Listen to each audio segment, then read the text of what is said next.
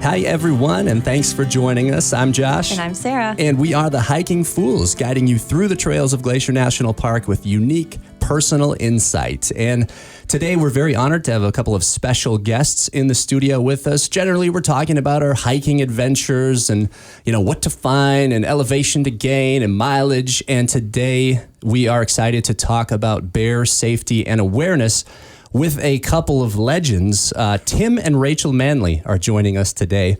And years and years and years of experience working with grizzly bears in this area, in the park, and beyond. And we're just going to get hopefully gain some of their knowledge and share that with you, and also have some fun and just be a resource for everybody out there, because it's a huge deal to interact with and responsibly recreate with these animals in our area, in Glacier National Park.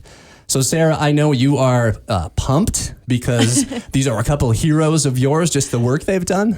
Yeah, anybody in conservation. I mean, you guys are amazing, all that you've done. And I want you to tell the world your history and what you've done and your love of bears. And your future. Yes, we'll talk about your history, and you're not done yet. I know that your interest continues. I mean, you've had such experience. Tim, tell us a little bit about yourself. I know we're talking decades here in the field and everything that you've done. Tell us a little bit about yourself. Sure. Well, good morning to both of you, and we appreciate being invited to be on your podcast. Well, let's see a little bit about myself. From Montana originally, born in Great Falls, lived in Cascade, Missoula, Butte.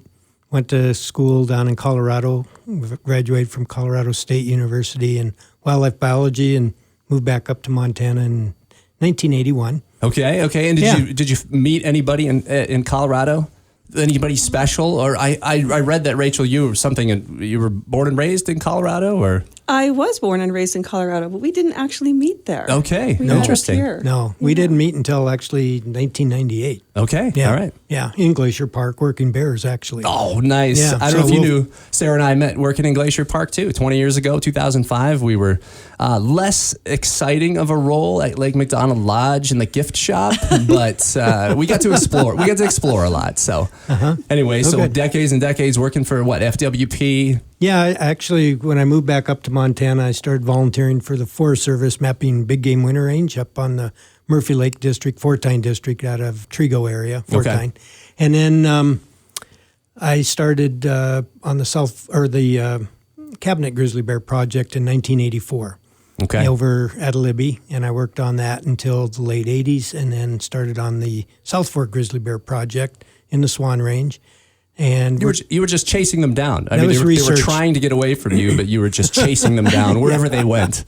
Yep. So that was research-based. And then in 1993, Fish, Wildlife, and Parks created the Grizzly Bear Conflict Specialist job out of Kalispell, modeled after the one out of Shoto that Mike Madel was in.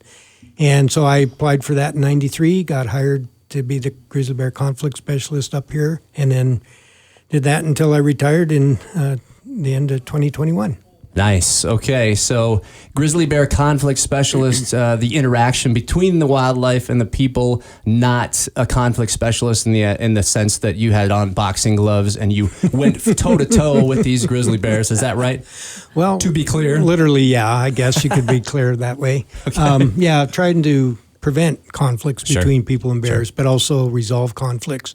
So I ended up, going to sites where people called that they had issues with grizzly bears, tried to prevent further conflicts, and then could end up trapping, drugging, handling, releasing, monitoring the bears after that. Yeah, I've seen some photos, and the claws are as long as a cartoon might even portray, right? I mean, these are huge animals. Yeah, most of them basically is about as long as your fingers. Yeah, the claws yikes. For digging. Yikes. Yep. Okay, well, you've been everywhere and done almost everything as associated to grizzly bears. And Rachel, you've got a storied history as well. I know you worked in Glacier National Park, studying, doing a few different things, right?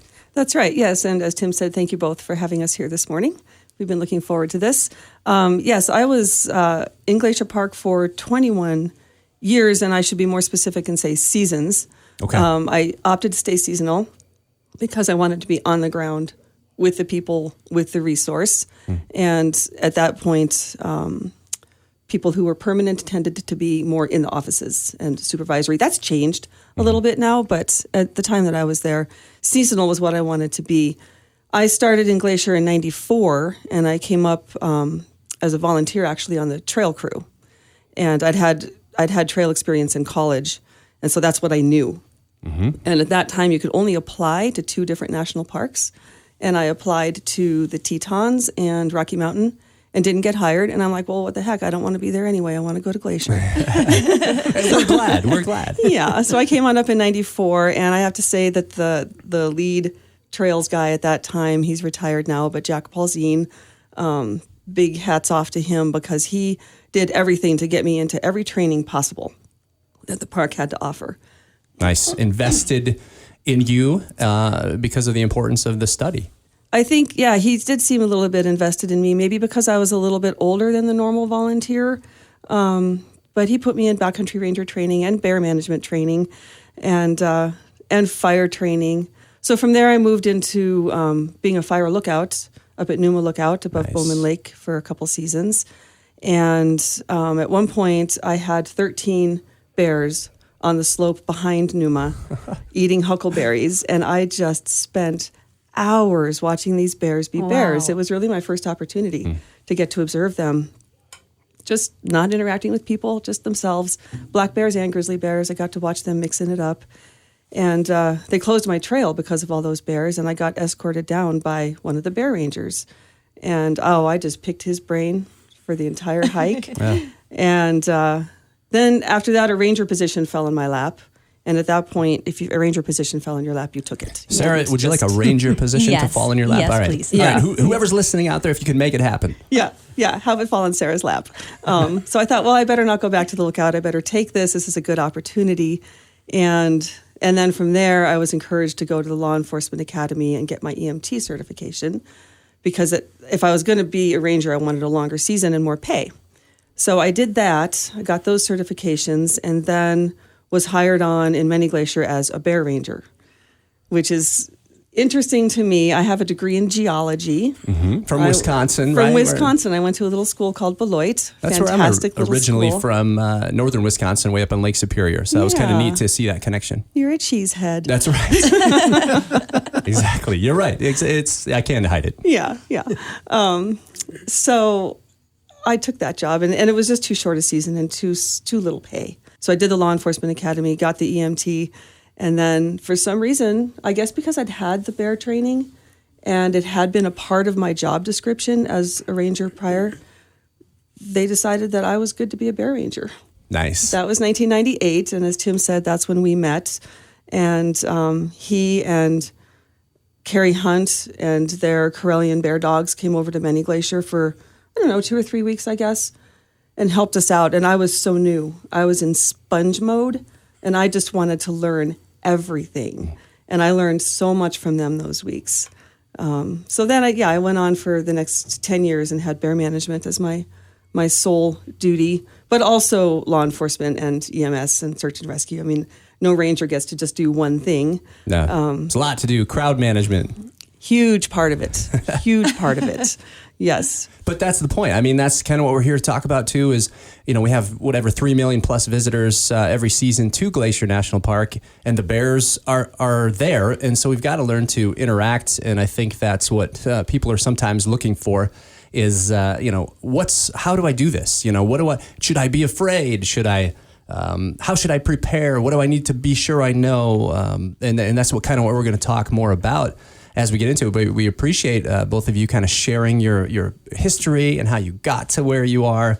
And Sarah, hopefully we can do an episode on Numa Lookout hike. I do remember it's a great hike, and I do remember kind of marked it in my mind. 3 miles in, huckleberries on that slope, unbelievable. It's a great place to find huckleberries, which means it's a great place to find bears. But anyway, we've got more to say, certainly, and we're going to take a short break. Stick with us, and we'll hear more from Tim and Rachel Manley. Freedom Bank isn't the biggest bank in the world, but neither is Glacier National Park, and look how incredible it is. We believe small can be mighty. We know your name, we know your goals, and we bring the banking tools you need no matter if you live in Columbia Falls, Kalispell, or halfway up Grinnell Glacier Trail. Proud sponsor of Hiking Fools. Let's climb higher together. Member FDIC.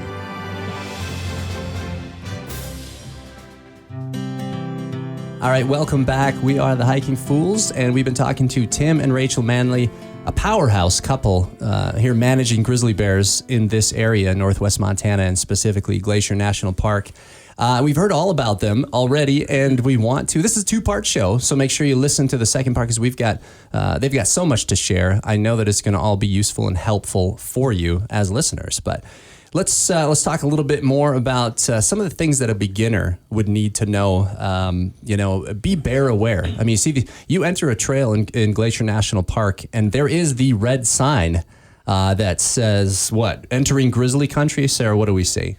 Yeah, be bear aware. You're in bear country. It kind of slaps you in the face. It does, yeah. Our visitors especially. A little intimidating. It's red. It shows a bear on it. Like, scary. But it isn't, right? I mean, we can coexist, right? Sure. And so be bear aware. What does that mean to you, Tim? What is it? What do we need to know? What is a beginner and a visiting hiker and, somebody newly entering Glacier National Park? What does that mean to you? Be bear aware.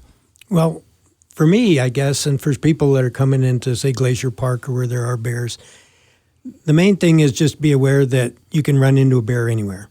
Okay, they're near the trails, they're up in the middle of the backcountry, they can show up anywhere. Yeah. But what I tell people to look for is look for bear sign, look for scat on the trail, look for ripped up logs.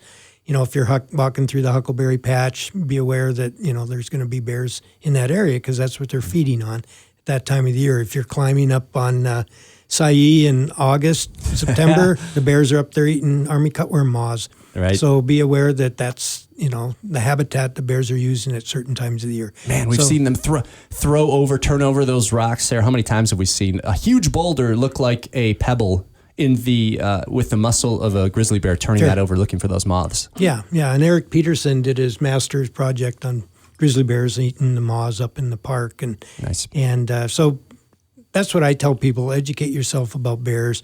I do encourage people to carry bear spray, know how to use it. We can talk more about that. We carry bear spray, when we're hiking, camping, doing whatever in bear country. In big cities. No. No. But yeah, you've got to know how to use it. That's a great point. Sure. It doesn't do much good if you can't get to it, if it's inside of your pack, if you don't know how to use it. We had an interesting story recently. Sarah and I were hiking Avalanche Lake, which is in another episode you can learn more about. But we ran across a couple from Switzerland. They were visiting, they run a mountain bike shop, Sandy and Johnny, I think were their names. And they were on their off season. So they came over to, spend a little time in Glacier and hike. And we passed them. And the young gal said, "Do you have bear spray?" And we did, and then she saw it, in our packs, and she said, "We don't, we're scared, and we need one." And so she bought ours right on the trail. We offered it to her, but she wanted to pay for it, and all of a sudden they took off with one of our bear sprays, but I think they felt a lot safer. And you said it. I mean, carry it everywhere because you can run into a bear anywhere. And we did educate her on how to use it. Yeah. That's Sarah for you. I gave it away and took the $50 and let's go. And Sarah said, "Hold on, you got to pull the safety off, and here's how you utilize it." And anyway, it was just kind of a funny interaction there. Well, and bear spray wasn't commercially available till like 1985. Okay. And Kerry Hunt was involved with Bill Pounds in terms of developing that. And interestingly, I carry bear spray all the time working, had over 600 captures on grizzly bears in my career. I've never had to use bear spray in self-defense or defense of someone else. And Rachel can mention, she worked in Glacier, mini Glacier, going in on, bear carcasses and clearing trails. Did you ever? I never had to use bear spray. No. Yeah, as Tim said, carcasses, patrolling closed trails that we closed for carcasses, or bears just feeding along the trail. Literally putting myself where the bears are so that I can see if it's a good day for humans to be up there. Yeah. And I never had to use it. There were times that it was in my hand and I don't remember pulling it out because I would get closer than I wanted to a bear, but never had to use it. I know people that have, who are definitely bear aware and hike safely in bear country. It happens, but they used it and it worked. One friend of mine used it on 3 different bears in one event. Wow. Yep. That's what she said. It's effective. She's like, It's there's another one. Oh, and yet another one. And she kept spraying these bears. It was a family, a female with, I forget if it was 2 yearlings or 2 2-year-olds, probably yearlings. She sprayed all 3.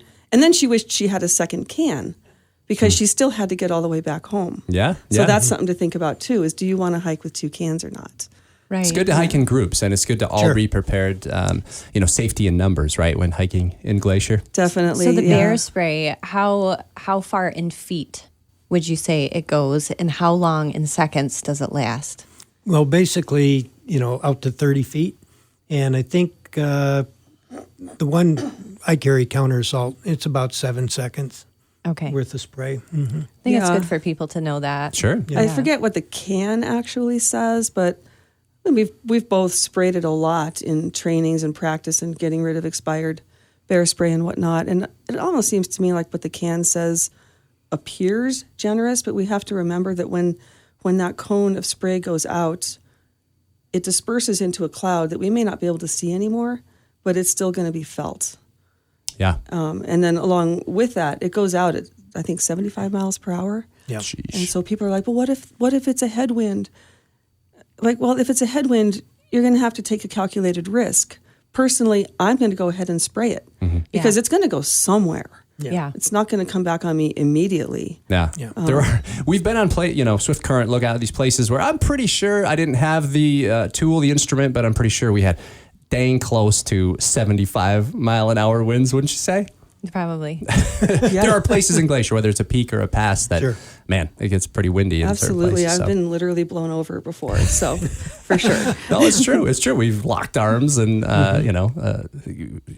tried not to fall down, and it's just the truth. But it's part of what to consider when you have bear spray. It's insurance. It's insurance policy. You hope not to have to use it. And boy, with all your work, same with us, we've never had a negative encounter with a bear. And so there's not this sense of, people, there's bears everywhere, and it's scary, and I'm gonna be prepared, but be confident that you can interact with it, and coexist. Yeah, and that's what I was going to ask you. You guys hike a lot in Glacier Park.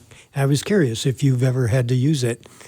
Felt that you had to use it in self-defense or defense of somebody else, and it sounds like you haven't. But you have it. You carry it. Absolutely. Yeah. Yes. We've had it. We've pulled it before. Out of the holster, ready to, Yeah. Shaking in hands, close encounter, but the bear continued to be a bear, and it was fine, and we moved on, and it was a pleasant encounter. And that's what I want to touch too is bear behavior. When would you find yourself needing to use it? Obviously, if the bear made contact, but you don't have to wait for that, and a lot of times, and you guys can talk about that, bears will bluff charge, and, in certain situations, it's not very common, right? But it can happen, and it's pretty tough, I think, for people to noodle out whether this is going to be a real charge or a bluff charge. Yeah. And I don't recommend waiting to find that out. You don't want to spray too soon. Right. You want to wait until the bear's close enough that it's actually going to get a good hit of that spray. Yeah.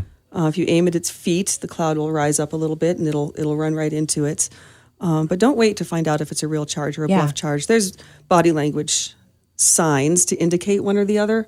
But if a bear is coming at you at high speed, wait until it's close enough, which is hard. But have that spray out and then spray. If it's approaching you at slow speed, or if it feels like it's approaching you, which bears use the trails, and people will often say, "Oh, a bear was following me." Maybe it was just using the trail. Yeah. More likely it was just using the trail. We suggest that people get off the trail at their earliest safe convenience. And more often than not, that bear is going to pass on by. If it doesn't, if it follows you off the trail, it's probably a curious subadult, and that is a fine time to give it a snoot full of bear spray. Give it a little learning moment there. So I can't stop grinning because I just love this. So if you encounter a bear and it charges at you, just keep your calm, stay composed, pull out that bear spray, give it a swing, take off the safety and calmly spray the bear, when it's closer than 30 feet. I just love it. It's always funny to think about, though. You've got, here's what to do, and just stay calm. This bear is charging you. But remember what they said and what we have said. We've encountered bears in the park, and we've never had a negative. So we don't want people to be afraid, but we want people to be aware. To be aware and to mentally rehearse these things, I think, can go a long way. Yes. I think Tim said when you're carrying bear spray, carry it in the same place all the time. Yeah. Practice reaching for it. Know how to get that safety off. Yeah. That's daunting for people. Practice that in a safe place. Know how to do all of that. And then you too can find yourself with your bear spray in your hand and not remember pulling it out. The other instance that a bear might follow you off the trail is if it's predaceous.